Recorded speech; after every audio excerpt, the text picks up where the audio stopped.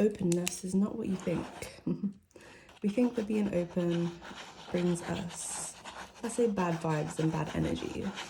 And this can be true if you're not open in the correct way, because there's a difference in being open and being what we think is open. Is the way to say this is we're still constrained by other people's issues or things or heaviness. We don't have proper boundaries for ourselves. True open, not this restrictive open, because we think we're open, right? Oh yes, I'll say yes to this. Oh, I don't mind, we can do whatever you want, I don't have any preferences. We think that this is open, but you see these arrows? This is actually restricting us, because the restriction comes in us not listening to our true selves and what we want. So true openness is, people can have all these things and ideas and have opinions, whatnot, but it doesn't really affect you. You still stay open, you listen, of course. It's not as if you're like closed off to anything, no. So you still listen, and it can just like kind of pass through you. It's not gonna be something that makes you feel restricted or that you can't breathe. And this is where people get really upset and frustrated, and it gets really challenging because it's really hard to differentiate from other people's things. And because we're so used to doing it, it makes it really challenging to step out of it. But true openness is having boundaries, and it's not firm like this is 100% no and this is 100% yes. It's just more knowing yourself, understanding your capacity and what actually moves the needle for you, what is important to you. And the way you get to here is by listening to yourself. To make yourself happy, because this is the thing, people think your own happiness is being selfish, and I'm here to tell you today that this is not the case. If you're happy, think about the ripple effects that this brings to others, right? You radiate, say like you're like the sun, you're happy, you're radiating good energy. Everything's on frequency, right? Everything's a vibration. Maybe you don't know this, but everything is frequency. That's why we can see certain things. This is why if we're around certain people that are thinking in a certain mindset, we're more likely to think that way. So think about it. If your frequency is high, you're feeling elevated and warm and friendly and happy in you, in yourself. This is the main thing. Imagine the effects that this has on your frequency and then others. It helps to bring it to a different level. Okay, whereas if we're not having boundaries, this makes us feel very frustrated and sad, angry, upset.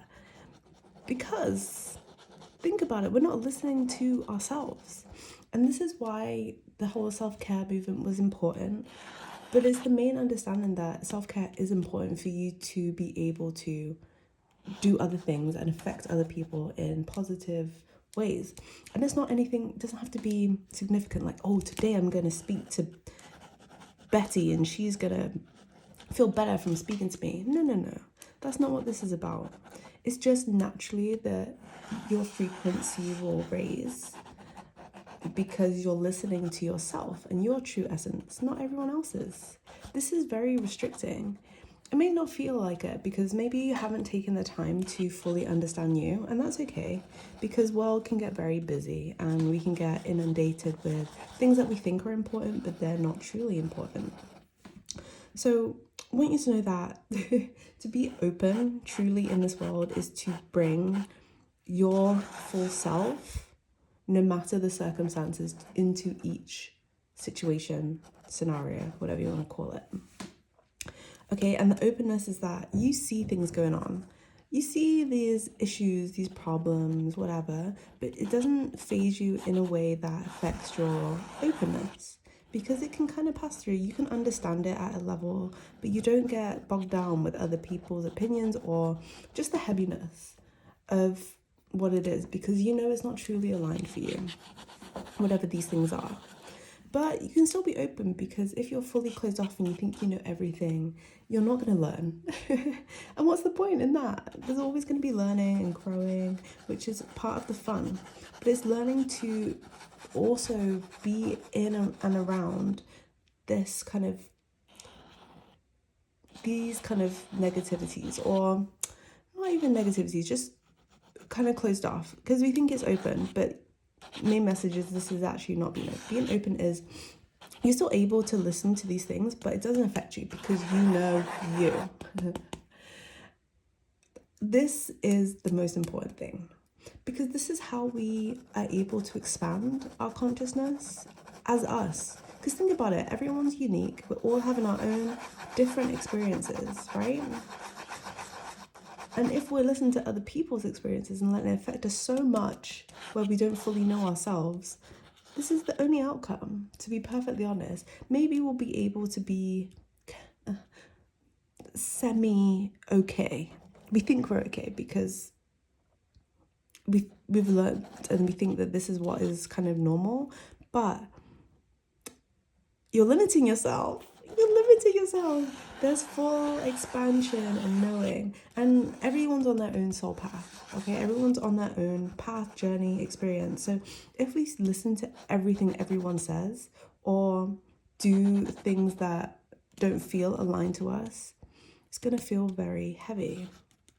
We can get by because we're like, oh, this is normal. But deep down, if you spend that time with you, if you're able to connect to your true essence and understand what you like and what you don't, you'll just let the things into your field that light you up even more. And you just become this energy that radiates out in a crazy way. And this is beautiful to share. This is one of the highest frequencies, okay?